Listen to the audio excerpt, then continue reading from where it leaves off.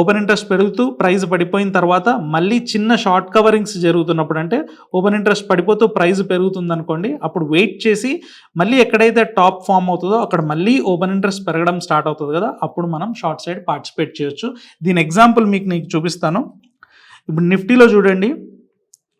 August 5th నుంచి కంటిన్యూస్గా market rally జరుగుతున్నప్పుడు మార్కెట్లో ఓపెన్ ఇంట్రెస్ట్ అనేది కంటిన్యూస్గా పెరుగుతుంది. సో ఈ ర్యాలీ అంతా మిస్ అయినప్పటికీ మనం టాప్ ఫామ్ అయిన తర్వాత 25,300 దగ్గర నుంచి మార్కెట్ క్రాష్ అవుతున్నప్పుడు మనకు ఓపెన్ ఇంట్రెస్ట్ కూడా పడిపోవడం మనం చూడొచ్చు. సో ఈ ఓపెన్ ఇంట్రెస్ట్ పడిపోయినప్పుడు మనం వెయిట్ చేసి ఎక్కడ మనకి సపోర్ట్ తీసుకుంటుంది మార్కెట్ అనేది తెలియదు, కానీ